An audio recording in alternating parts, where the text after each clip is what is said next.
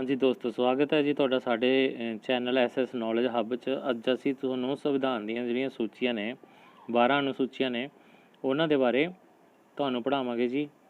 ਇੱਕ ਕਵਿਤਾ ਦੇ ਮਾਧਿਅਮ ਨਾਲ ਸੌਖੇ ਤਰੀਕੇ ਨਾਲ ਤੁਹਾਨੂੰ ਸ਼ਾਰਟਕਟ ਤਰੀਕੇ ਨਾਲ ਇਹ ਯਾਦ ਕਰਵਾਵਾਂਗੇ। ਇੱਥੇ ਅਸੀਂ ਇੱਕ ਕਵਿਤਾ ਹੈ ਜੋ ਉਹ ਤਿਆਰ ਕੀਤੀ ਹੋਈ ਹੈ। ਉਸ ਕਵਿਤਾ ਤੋਂ ਤੁਸੀਂ ਸੰਵਿਧਾਨ ਦੀਆਂ ਅਨੁਸੂਚੀਆਂ ਜੋ ਕਿ ਮੌਜੂਦਾ ਸਮੇਂ ਦੇ ਵਿੱਚ ਕਿੰਨੀਆਂ ਨੇ 12 ਅਨੁਸੂਚੀਆਂ ਨੇ ਉਹਨਾਂ ਬਾਰੇ ਆਪਾਂ ਕੀ ਕਰਾਂਗੇ ਪੜ੍ਹਾਂਗੇ ਜੀ। ਠੀਕ ਹੈ। ਜੋ ਮੂਲ ਸੰਵਿਧਾਨ ਸੀ ਉਹਦੇ ਵਿੱਚ 8 ਅਨੁਸੂਚੀਆਂ ਸੀ, ਜੋ ਹੁਣ ਮੌਜੂਦਾ ਟਾਈਮ ਦੇ ਵਰਤਮਾਨ ਸਮੇਂ ਦੇ ਵਿੱਚ 12 ਅਨੁਸੂਚੀਆਂ ਨੇ ਜਿਨ੍ਹਾਂ ਨੂੰ ਸ਼ਡਿਊਲ ਕਹਿੰਦੇ ਆ ਆਪਾਂ, ਸੰਵਿਧਾਨ ਦੇ ਸ਼ਡਿਊਲ। ਇਹਨੂੰ ਆਪਾਂ ਯਾਦ ਕਰਨ ਦਾ ਇਹ ਇੱਕ ਕਵਿਤਾ ਬਣਾਈ ਹੋਈ ਹੈ ਜਿਸ ਦੇ ਵਿੱਚ ਆਪਾਂ ਗੱਲ ਕਰ ਸਕਦੇ ਹਾਂ। ਐਸਪੀ ਦੀ ਸਹੁੰ ਖਾ ਕੇ ਰਾਜ ਸਭਾ ਪ੍ਰਤੀਨਿਧੀ ਅਨੁਸੂਚਿਤ ਜਨਜਾਤੀ ਦੀ ਸ਼ਕਤੀ ਦੇਖ ਕੇ ਭਾਸ਼ਾ ਬੋਲਣਾ ਬੰਦ ਹੋ ਗਏ ਅਤੇ ਦਲ ਬਦਲਣਾ ਭੁੱਲ ਗਏ। ਪੰਚਾਇਤਾਂ ਤੇ ਨਗਰਪਾਲਿਕਾ ਵੀ ਵੇਖਦੀਆਂ ਹੀ ਰਹਿ ਗਈਆਂ। ਇੱਥੇ ਇਸ ਤੋਂ ਮਤਲਬ ਹੈ ਜੋ ਸਟੇਟ ਹੈ, ਸਟੇਟ ਤੇ ਇਹਦੀ ਟੈਰੀਟਰੀ ਨੇ ਜਿਹੜੀਆਂ ਉਹਨਾਂ ਦੀ ਗੱਲ ਆਈ ਹੈ। ਪੀ ਦੂਸਰੀ ਅਨੁਸੂਚੀ ਕੀ ਹੈ? ਪੀ ਪਦ ਨੇ, ਜੋ ਪਦ ਨੇ ਉਹਨਾਂ ਦੀ ਸੈਲਰੀ ਅਲਾਊਂਸ ਹੁੰਦੇ ਨੇ ਜਿਹੜੇ, ਉਹਨਾਂ ਦੀ ਗੱਲ ਹੈ ਕਿ ਕਿੰਨੀ ਸੈਲਰੀ ਹੈ, ਕੈਗ ਨੂੰ ਦੇਣੀ ਹੈ, ਰਾਸ਼ਟਰਪਤੀ ਨੂੰ ਕੀ ਸੈਲਰੀ ਹੈ, ਕਿਹੜੇ ਕਿਹੜੇ ਭੱਤੇ ਦੇਣੇ ਨੇ। ਪੀ ਦੇ ਵਿੱਚ ਉਹਨਾਂ ਪਦਾਂ ਦੀ ਪੇਮੈਂਟ ਹੈ। ਪੀ ਦਾ ਮਤਲਬ ਹੋ ਗਿਆ ਪੇਮੈਂਟ ਉਹਨਾਂ ਦੀ ਸੈਲਰੀ ਹੋ ਗਈ। ਸਭੀ ਉੱਚ ਰਾਜਪਾਲ, ਸੁਪਰੀਮ ਕੋਰਟ ਦਾ ਮੁੱਖ ਜੱਜ, ਸੁਪਰੀਮ ਕੋਰਟ ਦੇ ਜੱਜ, ਹਾਈ ਕੋਰਟ ਦਾ ਮੁੱਖ ਜੱਜ, ਠੀਕ ਹੈ, ਅਤੇ ਕੈਗ ਵਗੈਰਾ ਨੇ ਜਿਹੜੇ ਉਹਨਾਂ ਦੀ ਸਾਰੀ ਦੂਸਰੇ ਸ਼ਡਿਊਲ ਦੇ ਵਿੱਚ ਕੀ ਹੈ ਉਹਨਾਂ ਦੀ ਹੈ ਜੋ ਉਹ ਸੈਲਰੀ ਅਤੇ ਅਲਾਉੈਂਸ ਨੇ। ਅਤੇ ਤੀਸਰਾ ਹੈ ਜੋ ਪਹਿਲਾ ਹੋ ਗਿਆ, ਦੂਸਰਾ ਹੋ ਗਿਆ, ਤੀਸਰਾ ਹੈ ਜੋ ਉਹਨਾਂ ਦੀ ਸਹੁੰ ਹੈ, ਸ਼ਪਥ, ਓਥ। ਉਹਨਾਂ ਨੂੰ ਓਥ ਕਹਿੰਦੇ ਆ ਜਿਹਨੂੰ ਆਪਾਂ ਸ਼ਪਥ ਦਿਵਾਉਣੀ ਸਾਰੇ ਅਹੁਦੇਦਾਰਾਂ ਨੂੰ। ਕੌਣ ਕਿਸ ਨੂੰ ਦਿਵਾਊਗਾ? ਜਿਵੇਂ ਕਿ ਰਾਸ਼ਟਰਪਤੀ ਨੂੰ ਸੁਪਰੀਮ ਕੋਰਟ ਦਾ ਮੁੱਖ ਜੱਜ ਦਿਵਾਉਂਦਾ ਹੈ। ਇਸ ਤਰ੍ਹਾਂ ਜੋ ਵਿਵਸਥਾ ਕੀਤੀ ਗਈ ਹੈ ਸੰਵਿਧਾਨ ਦੇ ਵਿੱਚ ਤੀਸਰੇ ਸ਼ਡਿਊਲ ਦੇ ਵਿੱਚ ਕੀਤੀ ਗਈ ਹੈ। ਚੌਥਾ ਆ ਗਿਆ ਜੀ ਰਾਜ ਸਭਾ ਪ੍ਰਤੀਨਿਧੀ। ਕਿਸ ਰਾਜ ਦੇ ਵਿੱਚੋਂ ਕਿੰਨੇ ਰਾਜ ਸਭਾ ਦੇ ਮੈਂਬਰ ਚੁਣੇ ਜਾਣਗੇ? ਇਹ ਰਾਜ ਸਭਾ ਪ੍ਰਤੀਨਿਧੀ ਚੌਥੇ ਸ਼ਡਿਊਲ ਦੇ ਵਿੱਚ ਹੈ। ਪੰਜੇ ਦੇ ਵਿੱਚ ਅਨੁਸੂਚਿਤ ਜਾਤੀਆਂ ਜਿਹੜੀਆਂ SC, ਠੀਕ ਹੈ, ਉਹਨਾਂ ਵਾਸਤੇ ਵਿਵਸਥਾ ਕੀਤੀ ਗਈ ਹੈ ਸੰਵਿਧਾਨ ਦੇ ਵਿੱਚ ਪੰਜਵੇਂ ਸ਼ਡਿਊਲ ਦੇ ਵਿੱਚ। ਛੇਵੇਂ ਦੇ ਵਿੱਚ ਜਨਜਾਤੀ ਹੈ। ਜਨਜਾਤੀ ਆਪਾਂ ਛੇਵੇਂ ਦੇ ਵਿੱਚ ਲਵਾਂਗੇ ਜਿਹਦੇ ਵਿੱਚ ਆਸਾਮ, ਮਿਜ਼ੋਰਮ ਅਤੇ ਤ੍ਰਿਪੁਰਾ ਦੇ ਬਾਰੇ ਗੱਲ ਹੈ। ਉੱਥੋਂ ਦੀ STਆਂ ਵਾਸਤੇ ਸਪੈਸ਼ਲ ਵਿਵਸਥਾ ਕੀਤੀ ਗਈ ਹੈ। ਸੱਤਵੇਂ ਦੇ ਵਿੱਚ ਸ਼ਕਤੀਆਂ ਦੀ ਵੰਡ ਕੀਤੀ ਗਈ ਹੈ। ਸ਼ਕਤੀਆਂ ਹੈ, ਸ਼ਕਤੀਆਂ ਦੀ ਵੰਡ ਹੈ ਯੂਨੀਅਨ, ਸਟੇਟ ਅਤੇ ਕਨਕਰੰਟ ਲਿਸਟ, ਠੀਕ ਹੈ। ਕੇਂਦਰੀ ਲਿਸਟ ਹੈ, ਸਟੇਟ ਦੀ ਲਿਸਟ ਹੈ ਅਤੇ ਸਮਵਰਤੀ ਜਿਹੜੀ ਸੂਚੀ ਹੈ ਉਹਦੇ ਵਿੱਚ ਵੰਡ ਕੀਤੀ ਗਈ ਹੈ।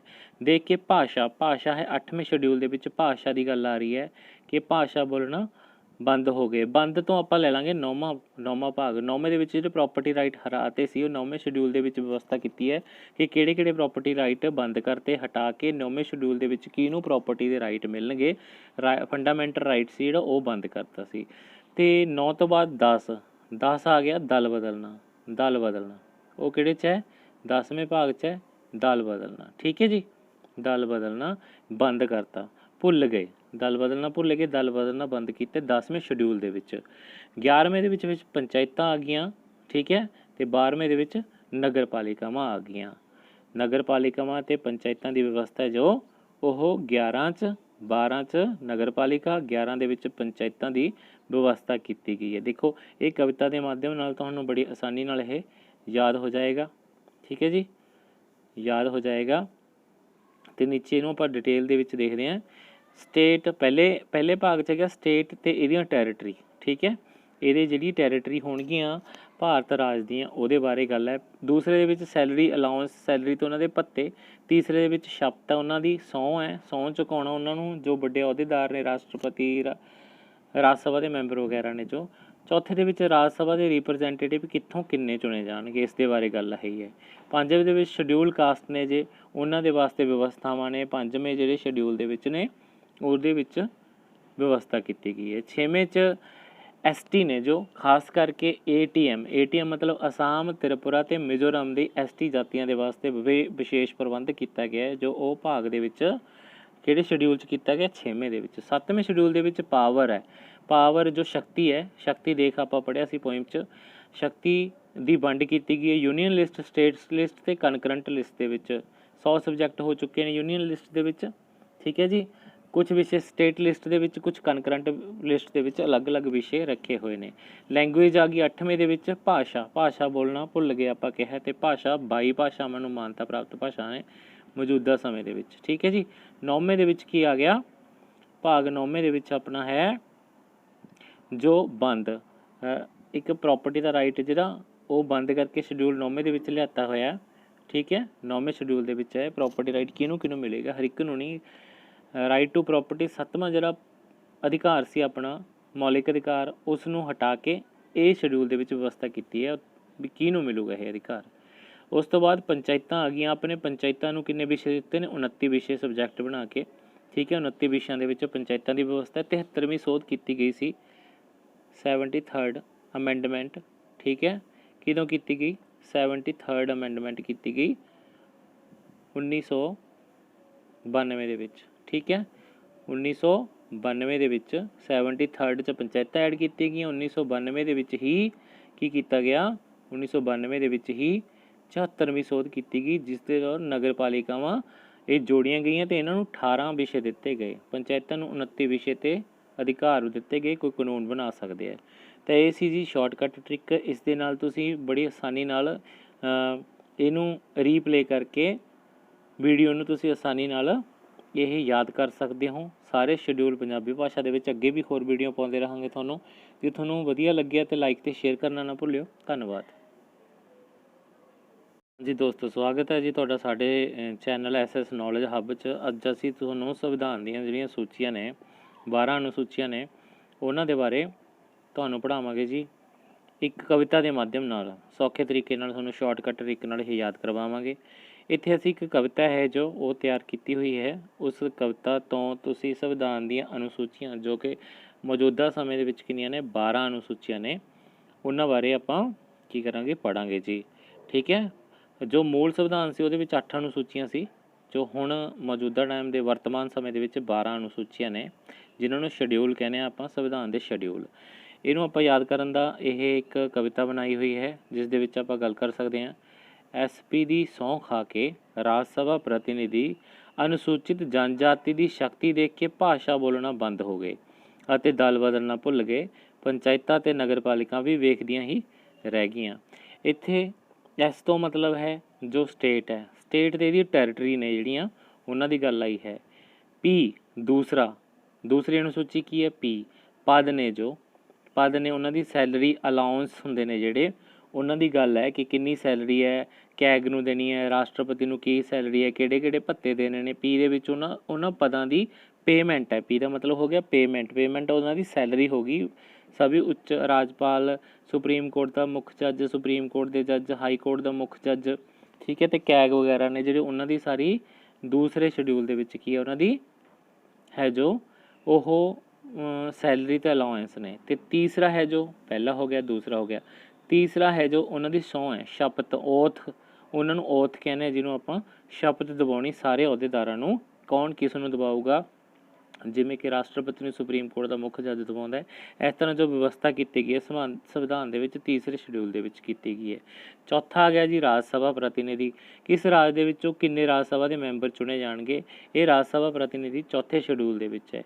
ਪੰਜੇ ਦੇ ਵਿੱਚ ਅਨੁਸੂਚਿਤ ਜਾਤੀਆਂ ਜਿਹੜੀਆਂ SC, ਠੀਕ ਹੈ, ਉਹਨਾਂ ਵਾਸਤੇ ਵਿਵਸਥਾ ਕੀਤੀ ਗਈ ਹੈ ਸੰਵਿਧਾਨ ਦੇ ਵਿੱਚ, 5ਵੇਂ ਸ਼ਡਿਊਲ ਦੇ ਵਿੱਚ। 6ਵੇਂ ਦੇ ਵਿੱਚ ਜਨਜਾਤੀ ਹੈ। ਜਨਜਾਤੀ ਆਪਾਂ 6ਵੇਂ ਦੇ ਵਿੱਚ ਲਵਾਂਗੇ, ਜਿਹਦੇ ਵਿੱਚ ਆਸਾਮ, ਮਿਜ਼ੋਰਮ ਅਤੇ ਤ੍ਰਿਪੁਰਾ ਦੇ ਬਾਰੇ ਗੱਲ ਹੈ। ਉੱਥੋਂ ਦੀ STਆਂ ਵਾਸਤੇ ਸਪੈਸ਼ਲ ਵਿਵਸਥਾ ਕੀਤੀ ਗਈ ਹੈ। 7ਵੇਂ ਦੇ ਵਿੱਚ ਸ਼ਕਤੀਆਂ ਦੀ ਵੰਡ ਕੀਤੀ ਗਈ ਹੈ। ਸ਼ਕਤੀਆਂ, ਜੋ ਸ਼ਕਤੀ ਹੈ, ਸ਼ਕਤੀਆਂ ਦੀ ਵੰਡ ਹੈ ਯੂਨੀਅਨ, ਸਟੇਟ ਅਤੇ ਕਨਕਰੰਟ ਲਿਸਟ। ਠੀਕ ਹੈ, ਕੇਂਦਰੀ ਲਿਸਟ ਹੈ, ਸਟੇਟ ਦੀ ਲਿਸਟ ਹੈ, ਅਤੇ ਸਮਵਰਤੀ ਜਿਹੜੀ ਸੂਚੀ ਹੈ ਉਹਦੇ ਵਿੱਚ ਵੰਡ ਕੀਤੀ ਗਈ ਹੈ। ਦੇਖ ਕੇ ਭਾਸ਼ਾ ਹੈ 8ਵੇਂ ਸ਼ਡਿਊਲ ਦੇ ਵਿੱਚ। ਭਾਸ਼ਾ ਦੀ ਗੱਲ ਆ ਰਹੀ ਹੈ ਕਿ ਭਾਸ਼ਾ ਬੋਲਣਾ ਬੰਦ ਹੋ ਗਏ। ਬੰਦ ਤੋਂ ਆਪਾਂ ਲੈ ਲਾਂਗੇ 9ਵਾਂ ਭਾਗ। 9ਵੇਂ ਦੇ ਵਿੱਚ ਜਿਹੜੇ ਪ੍ਰੋਪਰਟੀ ਰਾਈਟ ਹਰਾਤੇ ਸੀ, ਉਹ 9ਵੇਂ ਸ਼ਡਿਊਲ ਦੇ ਵਿੱਚ ਵਿਵਸਥਾ ਕੀਤੀ ਹੈ ਕਿ ਕਿਹੜੇ ਕਿਹੜੇ ਪ੍ਰੋਪਰਟੀ ਰਾਈਟ ਬੰਦ ਕਰਤੇ, ਹਟਾ ਕੇ 9ਵੇਂ ਸ਼ਡਿਊਲ ਦੇ ਵਿੱਚ ਕਿਹਨੂੰ ਪ੍ਰੋਪਰਟੀ ਦੇ ਰਾਈਟ ਮਿਲਣਗੇ, ਫੰਡਾਮੈਂਟਲ ਰਾਈਟ ਸੀ ਜਿਹੜਾ ਉਹ ਬੰਦ ਕਰਤਾ ਸੀ। ਅਤੇ 9 ਤੋਂ ਬਾਅਦ 10 ਆ ਗਿਆ ਦਲ ਬਦਲਣਾ। ਉਹ ਕਿਹੜੇ 'ਚ ਹੈ, 10ਵੇਂ ਭਾਗ 'ਚ ਹੈ, ਦਲ ਬਦਲਣਾ। ਠੀਕ ਹੈ ਜੀ, ਦਲ ਬਦਲਣਾ ਬੰਦ ਕਰਤਾ, ਭੁੱਲ ਗਏ, ਦਲ ਬਦਲਣਾ ਭੁੱਲ ਗਏ, ਦਲ ਬਦਲਣਾ ਬੰਦ ਕੀਤੇ 10ਵੇਂ ਸ਼ਡਿਊਲ ਦੇ ਵਿੱਚ। 11ਵੇਂ ਦੇ ਵਿੱਚ ਪੰਚਾਇਤਾਂ ਆ ਗਈਆਂ। ਠੀਕ ਹੈ, ਅਤੇ 12ਵੇਂ ਦੇ ਵਿੱਚ ਨਗਰ ਪਾਲਿਕਾਵਾਂ ਆ ਗਈਆਂ। ਨਗਰ ਪਾਲਿਕਾਵਾਂ ਅਤੇ ਪੰਚਾਇਤਾਂ ਦੀ ਵਿਵਸਥਾ ਜੋ ਉਹ 11 'ਚ 12 ਚ ਨਗਰਪਾਲਿਕਾ, 11 ਦੇ ਵਿੱਚ ਪੰਚਾਇਤਾਂ ਦੀ ਵਿਵਸਥਾ ਕੀਤੀ ਗਈ ਹੈ। ਦੇਖੋ ਇਹ ਕਵਿਤਾ ਦੇ ਮਾਧਿਅਮ ਨਾਲ ਤੁਹਾਨੂੰ ਬੜੀ ਆਸਾਨੀ ਨਾਲ ਇਹ ਯਾਦ ਹੋ ਜਾਏਗਾ। ਠੀਕ ਹੈ ਜੀ, ਯਾਦ ਹੋ ਜਾਏਗਾ। ਤੇ ਨੀਚੇ ਇਹਨੂੰ ਆਪਾਂ ਡਿਟੇਲ ਦੇ ਵਿੱਚ ਦੇਖਦੇ ਹਾਂ।